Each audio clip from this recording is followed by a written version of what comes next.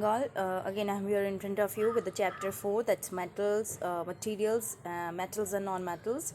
Here I would like to revise all the topic again. That the first is given to you, that is the physical properties of the metal, that is hard to touch, lustrous, malleable, ductile and sonorous. Hard to touch in the sense, if you will touch you will see that it is very hard.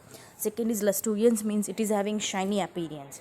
Third is malleable, in the sense it can be converted into the sheet. When you will hammer and convert into the particular kind of sheets, that's a property is called malleable. Next is ductile, in the sense it can be converted into the wire and has been used for the good conductor, for the conductors of heat and electricity. The next is metals like sodium and potassium are the soft and it can be cut with the knife. In the first point we have seen, it is the kind of hard to touch, means it is very hard. But here you can see downside they have written metals like sodium and potassium are the soft and can be cut with the knife. In the sense it is the exceptional, these are the exceptional metal. This can be cut with the sodium, with the knife. Next is mercury, is the only metal which is found in the liquid state at the room temperature, and this is also the kind of exceptional, that the normally metals are in the solid form, but this is the only metal which is converted into the liquid. Next is physical states of non-metal. So here in this non-metal, all the characteristics are opposite. Non-metals are soft and dull. Non-metals are generally brittle. They are not sonorous and they are poor conductors of heat. Means they are not allowed any kind of heat energy or electricity. Then the next is chemical properties of the non-metals, chemical properties of metals and non-metals. The first is given to you, that is reaction with oxygen. So here also non-metal and metals both are reacting with oxygen, but the product which is formed, it is little bit different. The nature of the product is different. Now the first we will see in that one, the first they told us that the magnesium will react with oxygen. Magnesium is the metal, react with oxygen, it is giving magnesium oxide. That is basic. Downside they have given in bracket, that is basic. So it is basic in nature. Okay, second is non-metal, you have been given the example, that is sulfur when react with oxygen it is giving sulfur dioxide, that is acidic in nature. Okay, so here you have to identify and you have to clarify that oxides of metals and non-metals are the kind of acidic or basic. Now we have to remember that the metal oxides of metal are always basic. Here do you have been given that the magnesium oxide, it is not like that you have taken magnesium, that's why it is basic. But if you will take any of the metal and will react with oxygen, it is giving basic nature. Next is non-metal. The non-metal oxides are always acidic, so it is not like that this is the non-metal, that sulfur, that's why it is acidic. But if you are taking any of the non-metal, they all are always producing acidic oxides. Okay, so this is the first reaction. Now when you are reacting metal with water, when you are reacting metal with water, what they will be produced, they are producing hydroxides.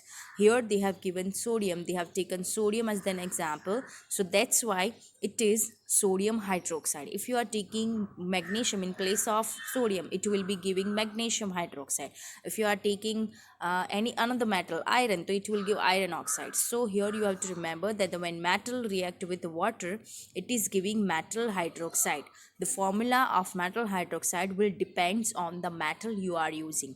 And the second product is hydrogen gas, and they are releasing hydrogen gas also. They are reacting, metals are reacting with water by releasing hydrogen gas. Okay, now in that also you have been given how to check that hydrogen gas is present or not. So you have been given the activity that we have to take the matchstick and keep it near the solution, तो वो solution जलने लगेगा from the floating layer. So it will be clear that the gas is produced, that is the hydrogen gas. Next is reaction with the base. Metal react with the bases to produce hydrogen gas. Now water also we have seen for the metal, non-metals are not there. This bases also we will see for the metal. Displacement reaction also we will see for the metal only. Now the metals react with the bases to produce hydrogen gas. Displacement reaction, more reactive metals displace less reactive metal. For this one I have told you that you have to understand the reactivity series that we have seen in the chapter. Okay, that reactivity series you have to understand. The metal which is more reactive will displace the less reactive metal. Okay, now see, here we will see the uses of metals and non-metals. So uses of metal in the sense they are using in machinery, automobiles, aeroplane, to make the instrument which has been used for to pass electricity also. and which has been used to make the hard surface, that is that the metals are used. And non-metals are most of the time it is soft, so they are used accordingly. And in this one non-metal we are using every day, every second of our life, that is oxygen. It's necessity for the survival of animals. So, and just because of that reason only the earth is having living organism, rest all planet do not have, because earth is having oxygen, non-metal, in its atmosphere. So these are the uses of metals and non-metal. The next is atom. We don't have to see conductor in the sense the substance which is allowing electricity or heat energy from it.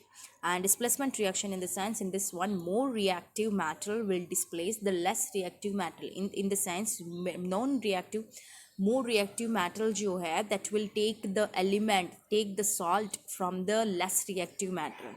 Then you have been given all the definition, you can click it and you can read it, that malleability, metals, metalloids, non-metals, then sonorous. Okay, so these all are the definition, and this is the kind of